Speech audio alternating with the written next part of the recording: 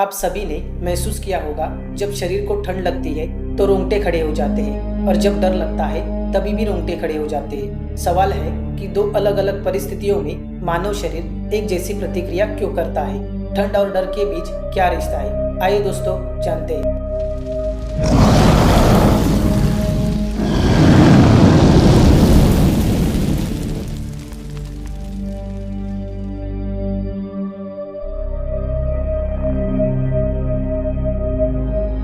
मनुष्य का शरीर कुछ इस प्रकार से बना है कि वह परिस्थितियों का सामना करने के लिए अपने आप काम करने लगता है। जब हमें ठंड लगती है तो हमारे शरीर की त्वचा सिकुड़ने लगती है। त्वचा के भीतर होने वाले इस संकुचन के कारण रोंगटे खड़े हो जाते हैं। शरीर के भीतर यह सिस्टम इसीलिए एक्टिवेट होता है ताकि हम ठंड से मुकाबला कर सके। रोंगटे खड़े हो जाने पर ठंड का एहसास थोड़ा कम हो जाता है। प्राचीन काल में मनुष्य के शरीर पर बाल होते थे, जानवरों के शरीर पर भी बाल होते हैं। ठंड की स्थिति में बालों के बढ़ने से हवा की परत फैल जाती है जो इंसुलेशन का काम करती है।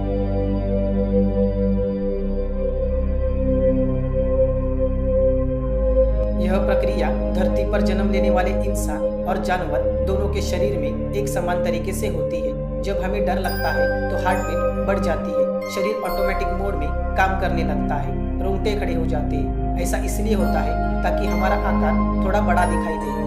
जानवरों के मामले में भी ऐसा ही होता है। इसके कारण शरीर के चारों तरफ हवा की एक लेयर बन जाती है और हम परिस्थितियों का सामना करने के लिए मानसिक रूप से तैयार हो जाते हैं। प्राचीन काल में इंसान के शरीर पर जानवरों की तरह बाल होते थे, तब यह प्रक्रिया इंसानों के लिए भी काफी काम की थी। हमारे शरीर की कितनी गजब टेक्नोलॉजी है। हमारे शरीर में छोटे छोटे बाल भी सर्दियों की स्थिति में हमें जिंदा रखने और खतरे की स्थिति में जान बचाने की ताकत देने का काम करते हैं। भगवान ने हमारे शरीर को इस प्रकार से बनाया है कि हमारे शरीर का हर एक अंग हमें किसी भी खतरे से बचाता है और दुनिया में ऐसा कोई भी इंसान नहीं है जिसके ठंड और डर के कारण रोंगटे खड़े नहीं होते। तो दोस्तों, ठंड और डर दोनों के कारण रोंगटे खड़े क्यों हो जाते हैं, इसका जवाब हमने आपको दे दिया है। और ऐसी ही रहस्यमय और अद्भुत घटनाएं जानने के लिए हमारे चैनल को लाइक कीजिए, शेयर कीजिए और सब्सक्राइब कीजिए। हम फिर मिलेंगे अगले वीडियो में, तब तक के लिए बाय।